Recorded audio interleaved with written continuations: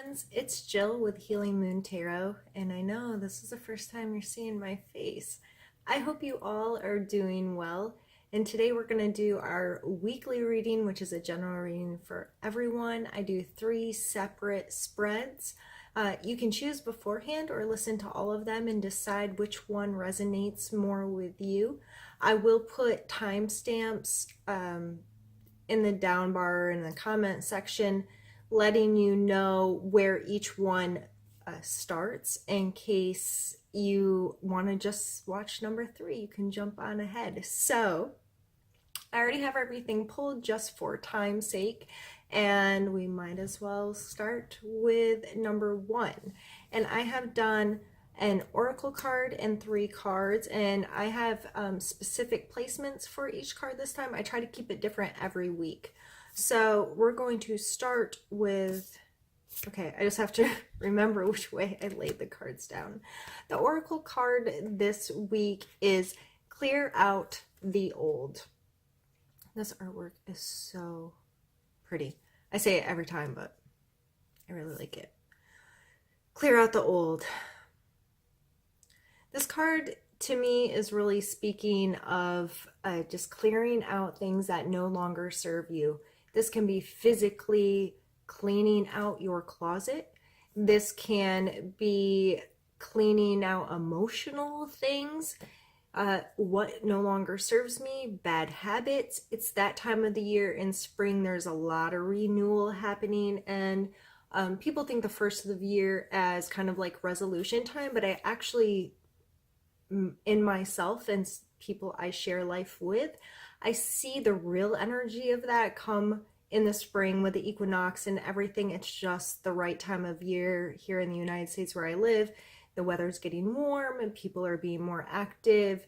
They're having garage sales and cleaning out their homes. So this makes a lot of sense to me, but it also could be, you know, she's blindfolded in this picture. It can be some mental stuff that we're working through that we need to clear out. And so I pulled 3 cards, and I chose a specific area of life or a lesson for this week, and I thought that would be a fun way to do our weekly this week.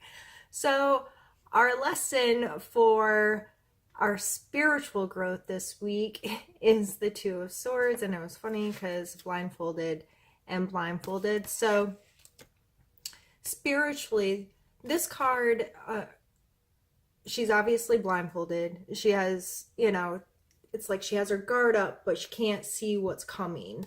And to me, this is a card of indecision, or like, I know the problem's there, but if I can't see it, I don't have to deal with it.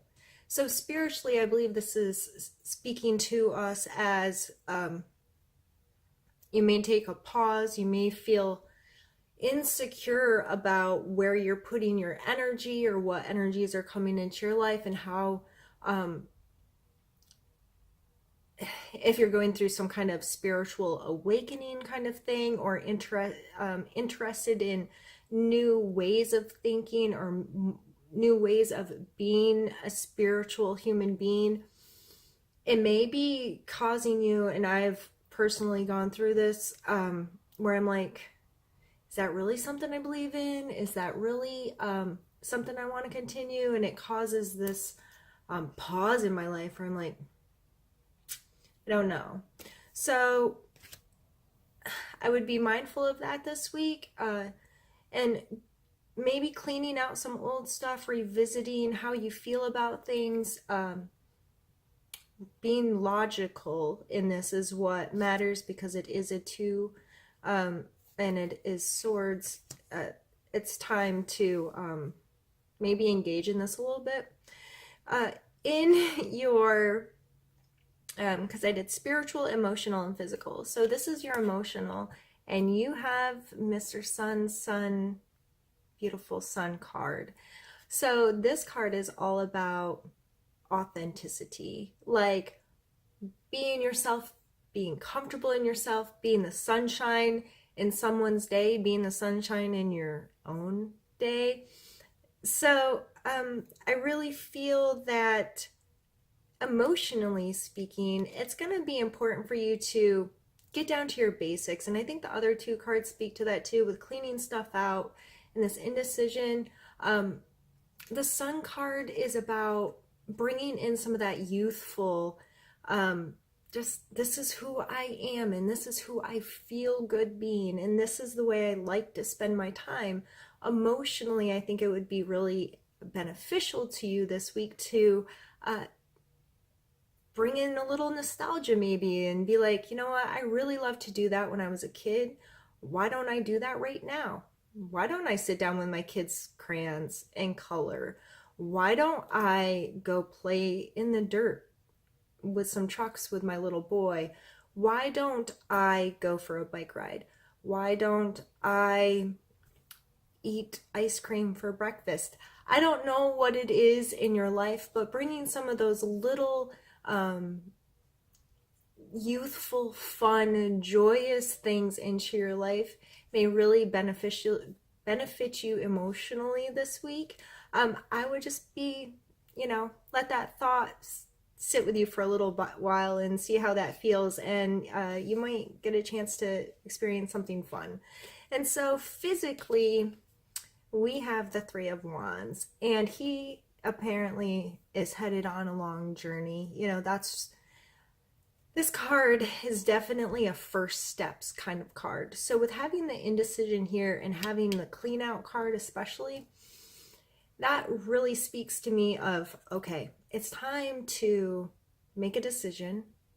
It's time to decide what's being left behind and what's going with me forward. So this week, and with the emotional being the Sun, I really feel it's important this week that you just feel good in your space and you feel good with the decisions you're making. And how you could do that is by cutting down to the basics. What serves me? What doesn't?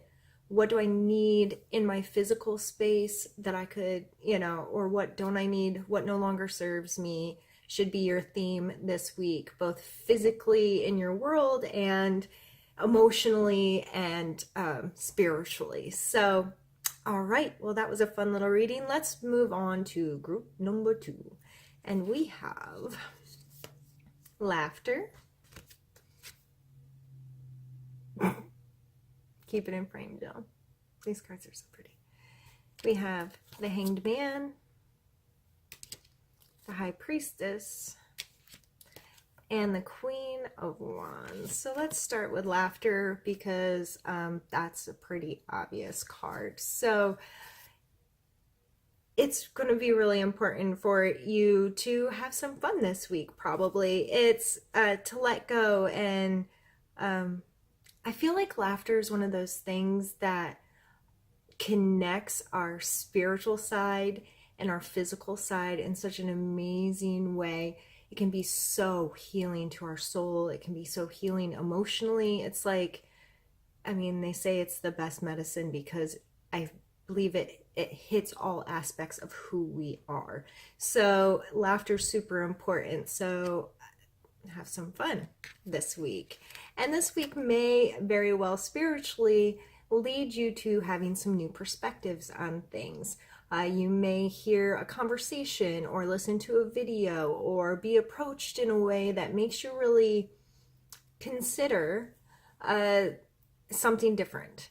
And I think it's very important for us to do that as much as we can. The more perspectives we take in and observe and entertain in a way, the more we learn and grow in our own foundation of what we truly believe to be. And so if you're introduced to something that is outside the scope of your normal perspective, I would say this week, entertain it. I'm not saying take it on, own it, and it become a part of your life, but at least spend some time viewing things from a way you don't typically view them, and it may very much benefit you in the spiritual side of your being. And then we have the High Priestess coming up for your emotional side. And the High Priestess, She this card screams meditation, self-love, quiet time with your own being. So emotionally, you really it may be beneficial to you to, I can't English today. I think it's because I'm trying to rush because I don't want these videos to be like 45 minutes long. Okay. I feel that it's important to give ourselves time to sit in our emotions sometimes so we can learn from them. I'm very much a let it go person, and I try to just flow what's coming and going, but sometimes we need a longer amount of time to digest. We don't want to just be like, yep, that happened and that was really stupid or that was really crappy, and then throw it over our shoulder and try to forget about it, because in reality, we're not forgetting about it. It's going to be there. It's going to come back to bite us in the ass if we don't properly digest whatever the situation was. And this is definitely tuning into your intuition, listening to what your gut has to say about things, and just spending time alone in your own being so you can have that. So emotionally, you may need to take a little longer to digest this week what's happening emotionally. And I don't believe that would be any kind of a rash decision. This is, I need to get in tune with how I really feel.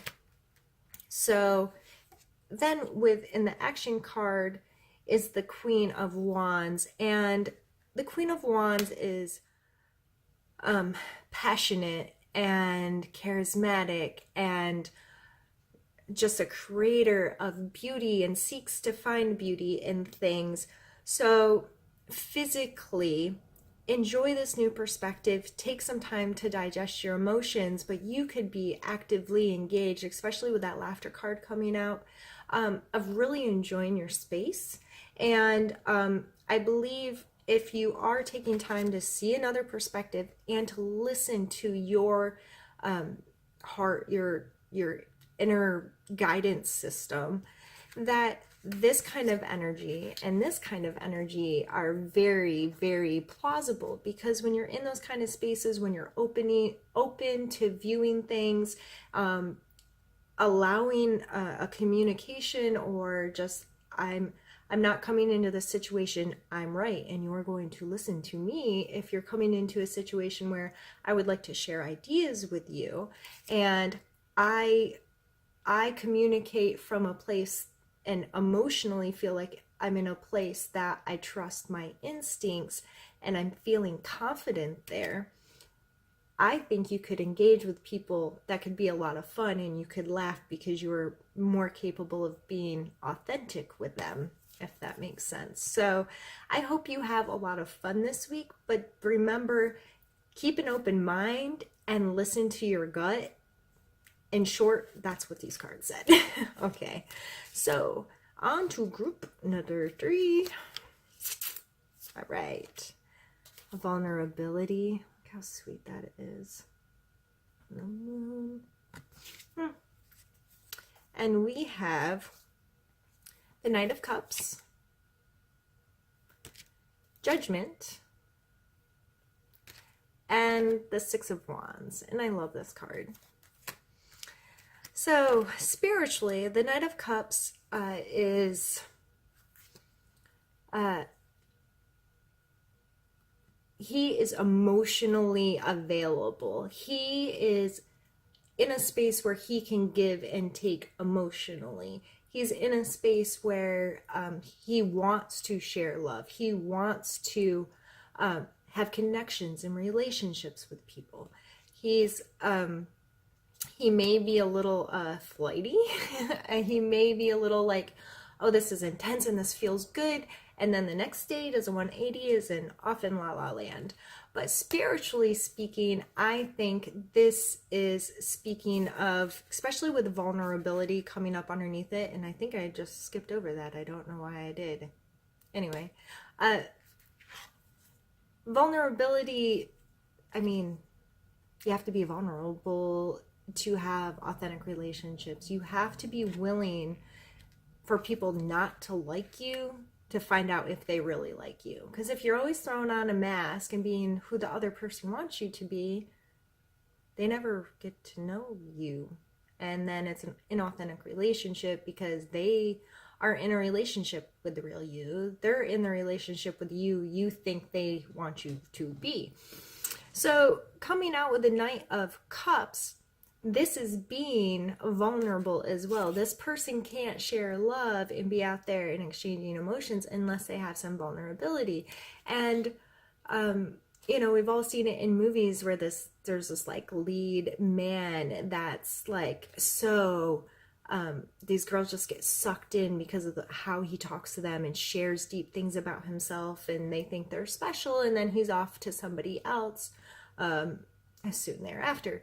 But spiritually, I think this is just being open to finding love in connection with your spirituality, loving yourself, being open to understanding what love is, being actively engaged and out in the world with what is love and how do people express it and how do I want to express to me and how can I be vulnerable so I can have authentic connections. And then the judgment comes in your emotional. So I think one of the best ways for us to be vulnerable is to be accountable to ourselves for who we are. So call yourself on your own bullshit this week. If you're doing something to make somebody else happy, you just have to, because when it all boils down, let's say on Judgment Day, and these types of things are called like, you never expressed your love for this, and you never, what did you do with your life? If you had to watch a movie of your life and you're like, well, this is like not watching me because what was going on in my head was so different. My loves and my passions, and I didn't get to be who I am. Like that wouldn't be a way to live, right? So I feel like this is really calling on you to be accountable to yourself and understand that change, it's inevitable. Like everything changes all the time. And you just have to stay in the day. Who am I today? Who I want to be today. And I am accountable for my actions and understand that this keeps moving forward. And feel really good there, because physically you need to celebrate the progress you've made. You need to celebrate who you are. You need to celebrate your love for yourself. This is definitely a card of coming into, I feel good where I am and I can sit up here and be proud of the accomplishments that I have made. So I think this week, just be yourself.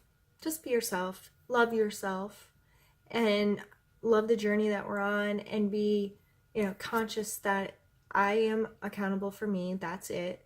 And as long as I'm being authentic and true to myself and what feels good and right to me and morally fits what I've decided my compass is, then I should celebrate that. Easy peasy. All right. I hope you all enjoyed seeing my face. If you would rather have the camera on the cards, let me know. Nobody has really told me one way or another. So I figured I would try it like this week and see how it went.